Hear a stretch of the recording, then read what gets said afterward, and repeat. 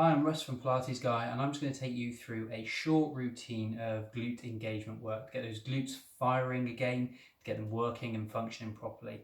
Because of our lifestyles nowadays, we sit on our glutes, our butts quite a lot in cars, at desks, watching TV, playing computer games, at the computer, whatever.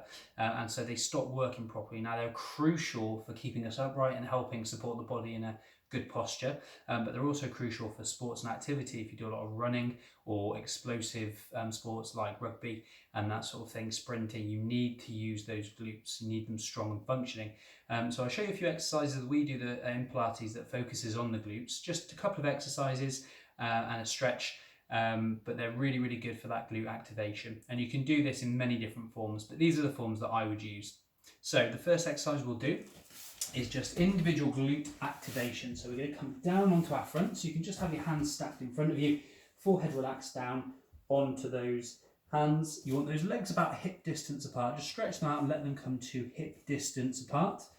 From here, we just want to tuck those tailbones under slightly. So we're taking a little bit of that arch out of the lower back. You don't want to put a lot of pressure on the lumbar spine. So that little tuck of the tailbone, just half an inch or so, will take a bit of pressure off your lower back. So this will help if you've got general lifestyle related back pain, but any other kind of conditions, it's worth getting some advice. So from here, we're going to pull that belly button up away from the mat or the floor towards your spine, activating that transversus abdominis, the TVA muscle, wrapping all the way around the middle. So we're engaging that core. We're also going to lift the pelvic floor muscles, really important part of the core, which helps to support the body and the spine. From here, we're going to take a nice deep breath in through the nose. As you breathe out through your mouth, all you're going to do is squeeze your left bum cheek as tight as you can. Really, really squeeze that bum cheek, tight as you can. Try and keep the tailbone tucked under. Keep the core engaged. Try and keep those legs relaxed, the upper body relaxed. We're just squeezing that glute as tight as we can. And now just try and relax the right off. You probably didn't notice, but for a lot of us, the right would automatically kick in. So we've got to try and relax that right glute as you're squeezing that left as tight as you can. And we want this to go for about 45 seconds. So a 45-second hold. If you struggle with that, just relax off and then re-engage, making sure you keep that core engaged, that tailbone tucked under, and just everything else nice and relaxed. Squeezing that left bum cheek and relaxing the right as much as possible. Once you've done your 40 seconds, you just relax off that side and you engage the right bum cheek. Really squeeze that glute as tight as you can. Focus on relaxing the rest of the muscles. Don't worry about the rest of the leg muscles. Try and get them as relaxed as possible while squeezing that glute as tight as you can. Relaxing the left now, squeezing the right as tight as possible. Again for about 45 seconds.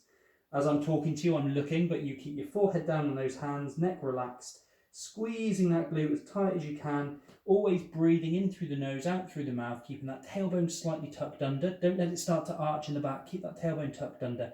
Keep the core engaged.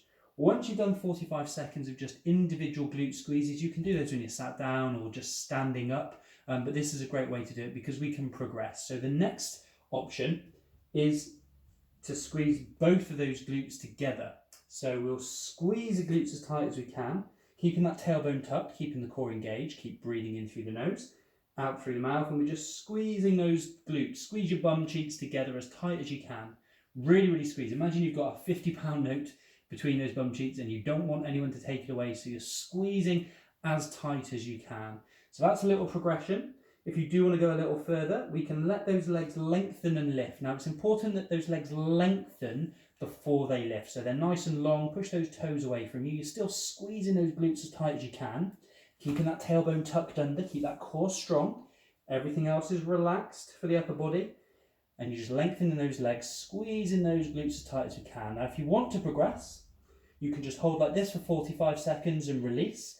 And then the last thing we can do is 45 seconds of tiny little flutters with the legs, up and down, little tiny movements, keeping that core strong. Keep pulling that belly button in, lifting that pelvic floor. Keep squeezing those glutes really tight. Try not to let the pelvis rock from side to side. And you're just lifting, lowering, really nice quick little beats with the feet.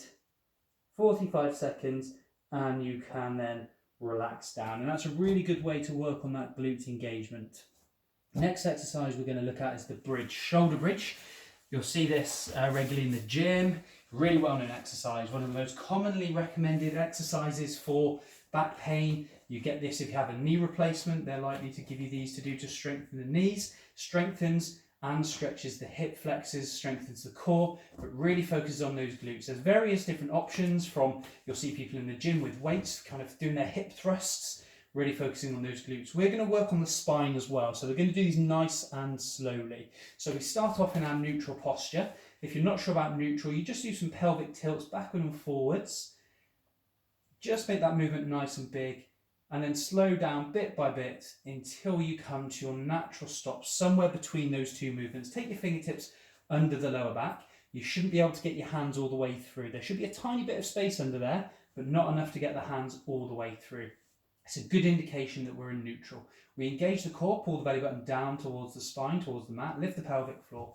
You want those heels as close to your bum as comfortable, but don't let them come closer to your bum than the line of the knee. So underneath the knee's fine, but any closer is a bit too much. Keep those feet and knees hip distance apart. Core is engaged. We'll take a nice deep breath in. And as you do, I want you to squeeze your glutes and tuck your tailbone under, just lifting your bum off the floor. From here, you're going to breathe out and you're just going to peel away a couple of vertebrae of the spine, just coming up to that lower back. And then you're going to come back down as you breathe in. You're going to take a nice deep breath in to prepare. Squeeze your glutes, tuck the tailbone under. Breathe out as you peel away. And then just come back down to the mat. This is just preparation. So on this next one, we take a nice deep breath in. We tuck the tailbone, squeeze those glutes really tight. Then we breathe out and we slowly start to peel the spine one bit at a time away from the mat. So if you've got no back conditions or anything like that, then you can bring yourself all the way up into the full shoulder bridge. Now we don't want to be arching here, making an arch. We just want a nice straight line from shoulders to the knees, keeping those knees hip distance apart, still squeezing those glutes, keeping that core engaged, belly button to spine, pelvic floor lifted. Take a nice deep breath at the top after about 5 to 10 second hold. And we breathe out and we slowly start to roll that spine back down into the mat, one vertebrae at a time. So think about laying a necklace or a bike chain down onto the floor, link by link by link by link. We're doing the same thing here with the spine, all the way down to that tailbone. When the tailbone touches the floor, we're back in neutral. We take a nice deep breath in and we tuck the tailbone under, squeezing those glutes. We breathe out and we slowly start to peel that spine away from the mat, one bit at a time, one vertebrae at a time, coming up slowly into a shoulder bridge. Nice strong shoulder bridge, squeezing those glutes still at the top, keeping that core engaged. Those knees are still hip distance apart, and we're holding this for 5 to 10 seconds. After that 5 to 10, we take a nice deep breath in, we'll breathe out, and we'll slowly start to roll that spine one vertebrae at a time back down into the mat. Now if you're quite strong and you want to progress this, there's a few options. You can just hold those arms out in front of you as you do your bridges, and that's going to make it a little bit more challenging. You've just taken away a point of stability. Exercise is exactly the same as you work through. I'm going to do them a little more quickly just to show you the levels, so you can do this all the way through with the arms nice and still. The other thing that we can do is we can come up into our bridge, exactly like I've already shown you, staying nice and strong. We're going to squeeze the left bum cheek as tight as we can, and we're going to take the right leg away from the floor into a tabletop position, and then we're going to bring it back down. Then we're going to squeeze the right bum cheek really tight. The left leg's going to come away to tabletop, and then we'll bring it back down, and then we're going to roll back down out of that bridge. Now the bridge, if you're going to lift the legs, has to be as good as this first bridge we did. Nice and high with those bums, nice and stable, no twisting from side to side. Even when we're lifting a leg, your bum doesn't drop down, we don't twist, nothing else moves. It's as good as that first one, but we're lifting the leg. So you do one lift on each side and come back out of the bridge. Another option to make it a little more challenging is to take that leg straight up to the ceiling, lower the leg down until the knees align, bring that back up to tabletop and then back to the floor, and then we do that on the other side, keeping that glute squeezing tight, keep those bums high, keep it nice and strong, keep that core engaged as well. You'll be thinking about those squeezing those glutes, but you don't want to relax the core, and then we're rolling back down. So those two exercises are really, really good for just working, strengthening those glutes, working on individual glute engagement as well. So really, really rate those exercises. And the best stretches we can do for those glutes is the figure 4 stretch, which will also get to the piriformis and stretch all the way around those hips. So we take one foot to the opposite knee. From here, we'll just bring that leg up, reaching through, grab the thigh, and then just bring that in towards you. Breathing in through the nose, out through the mouth. This is a great stretch for the back. This can help sciatica as well, actually, if you get piriformis syndrome. To help release that piriformis, you should feel that stretch all the way around that thigh, the glute, the groin, all the way around the hip, really. Your head and shoulders can stay up if you want to, or you can let them come back down to the mat. That's entirely up to you. And if you want to make the stretch slightly more intense, you can use your elbow on that knee that's up. Just push it out to one side as you pull the leg in a little bit more. And just hold that for about 15 to 20 seconds before you release down, and then just repeat that on the other side.